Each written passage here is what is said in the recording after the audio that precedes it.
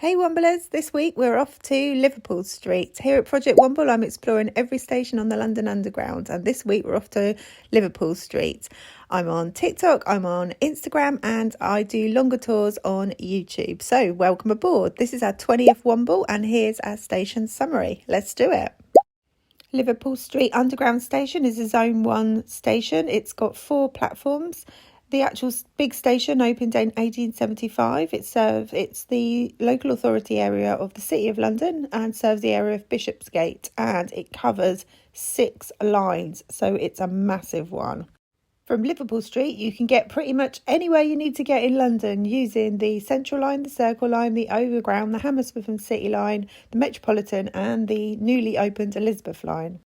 Here's our trusty Go Jauntly map. So for our tour, we're going to start at Liverpool Street Station and go on a magical mystery tour of the area of Bishopsgate, go into Spitalfields, touch a little bit on Brick Lane, and go and look at some houses down there and find some street art. I will do more of that area when I do Shoreditch, but we'll pop over there anyway, and then we'll loop back round to Liverpool Street. The map app I use is Go Jauntly. I highly recommend it. And these maps are available to download for free from the app if you want to do the walk yourself. Okay, let's go explore. For my trip, I used the Elizabeth line and they look amazing inside. They've got sort of a very space age, curvy look about them, very modern. Love the lights. They've got beautiful lights that go up the escalator. It's very open and airy in there. But obviously the other stations and platforms look slightly different. It is busy in there and it's hard to film, but you can kind of get an idea of what it looks like.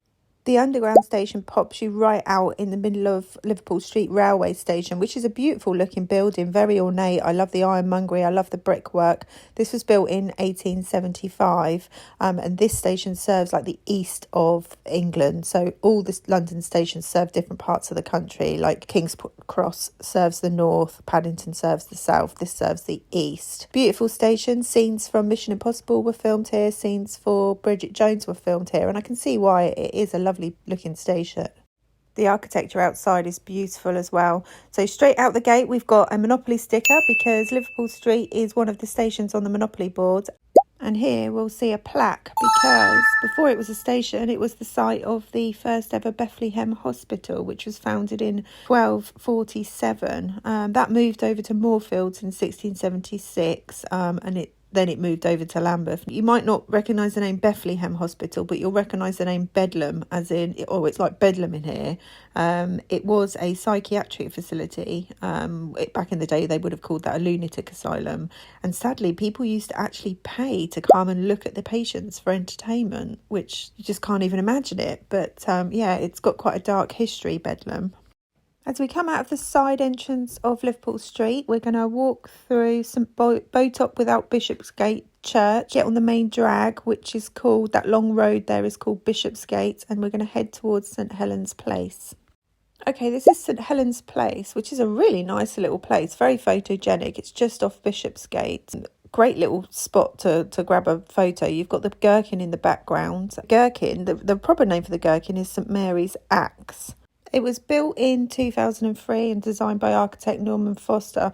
I like the Gherkin. I think it looks good on the landscape. I'm quite a fan. I like all the shiny glass and I love seeing it from this vantage point juxtaposed with the old buildings. I do like that. That's what I like about Bishopsgate. You've got all the old and all the new and they're, just sat there together, and I just think it works and looks really cool.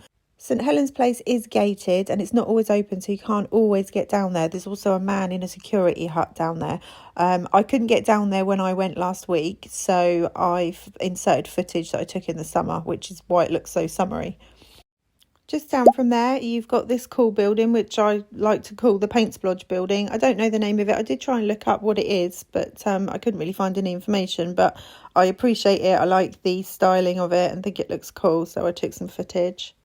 Along from there, we've got the Lookout, which is a brand new observation deck. They've got these sort of things in New York, but this is quite new for London. You can book tickets to go up to the 50th floor and you get a great view. I've booked tickets, so I'll be going there soon, but I thought I'd show it to you now because it's super cool and new. Okay, we're going to continue south down Bishopsgate until we get to the famous Leadenhall Market. And here we are in Leadenhall Market. This is absolutely beautiful. It dates back to the 14th century. And the name, they're not sure about the name, but they think it might have derived from Leather Hall. Perhaps there were some leather sellers in the area. It's amazing in there. Obviously, you might recognise it because it's got Harry Potter vibes. They did do some filming for Harry Potter and the Philosopher's Stone down here, like the Leaky Cauldron and Diagon Alley scenes were shot down here. It was also used in Mario Kart when they did the London scenes, and Eurasia used it in one of their pop videos. It is very iconic, very beautiful. I love the ceilings. It's just iconic. It was Halloween when I went, so they also had these cool octopus legs sticking out of the buildings that they put on every year, which I like. It's cute. They do a lovely job of decorating it around Christmas time as well. So if you're going to go, try and time your visit because it looks amazing at Christmas. Just out the back of there, you've got this building, which is the Lloyds of London building. This is London's youngest Grade 1 listed building. It was listed in 2011, just 25 years after being built. It was designed by British architect Lord Richard Roberts, and it's a modern masterpiece in my opinion. You know, some people love it, some people hate it. I love it. The style of architecture is called Bowlism because it's almost like it's got its insides on the outside. So all the ducts, you know, bits and pieces that you'd normally have on the inside of the building, they've put on the out to allow more space inside. And I just think it's really interesting looking building. Okay, from the Lloyds of London building, we're going to now head north past the Gherkin on our way to Spitalfields.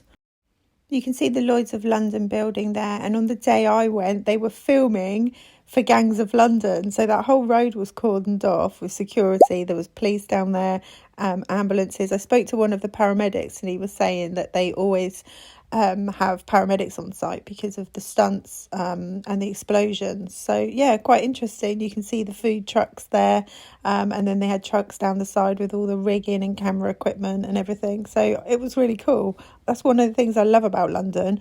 It's always full of surprises.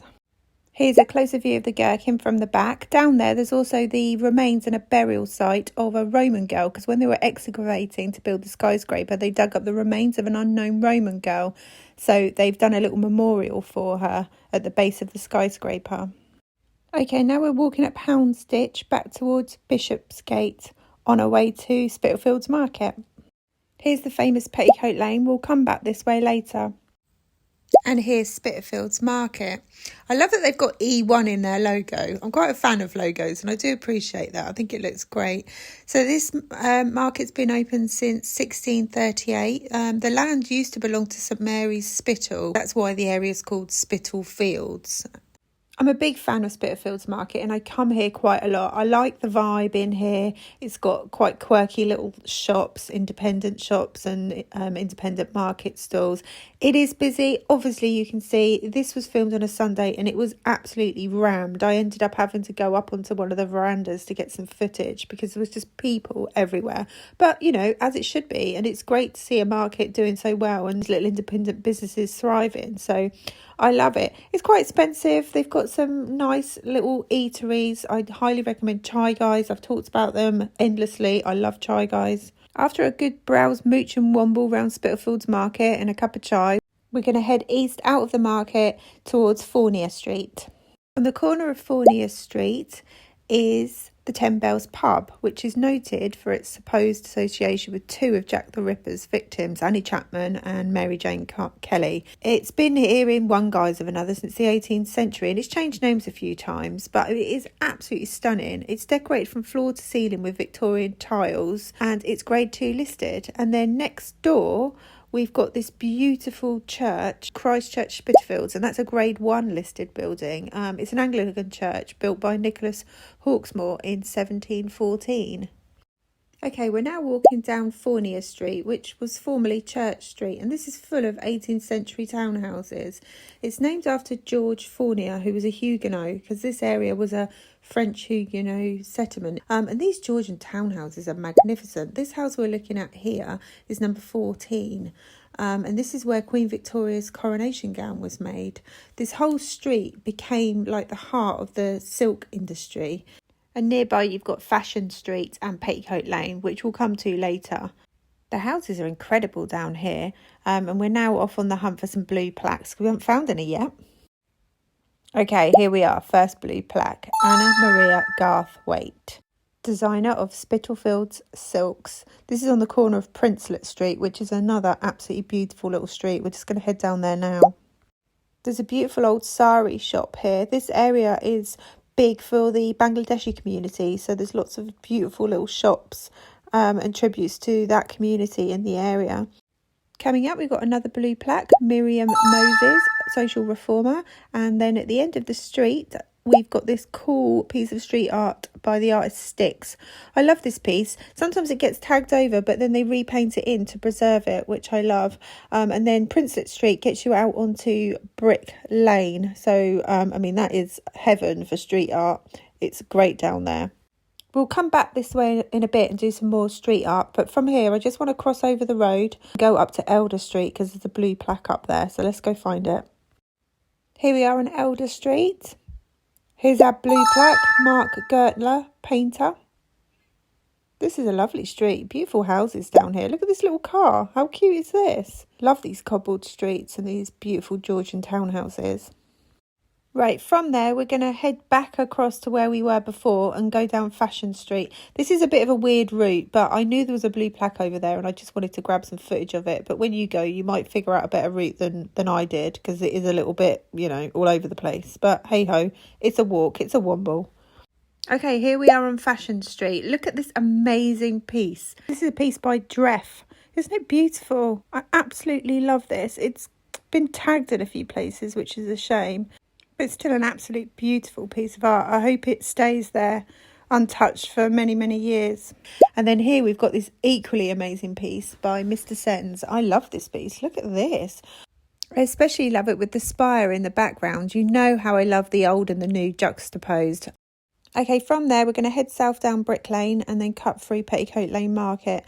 I'm not going to cover Brick Lane on this episode because I'll cover that whole area in more detail when I do Shoreditch. It's a lovely area. There's lots to see and do, loads of street art.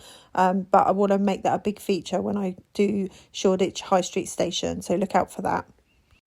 Okay, we're just cutting through Petticoat Lane Market. This road used to be called Petticoat Lane. It's now called Middlesex Street. As markets go, to be honest, it's a little bit tatty. It used to be great in its heyday, but it's not the best now. That said, I did film this the day after I flew back from Istanbul and I'd spent 3 days exploring all the amazing markets and bazaars over there, so they were a hard act to follow. Okay, we're heading back to the station now, but before we do, we're just going to pop into Eataly just for have a little mooch around in there. Okay, this is Eataly. It's right next door to Liverpool Street Station. It's a chain. There's 35 of these worldwide, and it's basically like a giant Italian food hall. It is really cool. I'm not a big fan of the chains, but I do like it in here. I love Italian food, and if you do, I would highly recommend coming in and having a mooch round, picking yourself up some panettone and a nice coffee. And that's basically it for our journey. We're just about to head back into Liverpool Street Station now. It was a bit of a magical mystery tour, a few twists and turns on that one, I'm afraid. But there's a lot to see and do, so hopefully I covered it. If you got any value out of this, please give me a like and or a follow, subscribe. That would be fab. I do new tours every week and I'm on a mission to explore all 272 stations on the London Underground. I'm on Instagram, I'm on TikTok, I don't spend a lot of time over there, and I'm on YouTube. YouTube's my favourite and my videos on here are longer and more comprehensive. So yeah, give me a subscribe. Thanks for watching and hopefully I'll see you next week.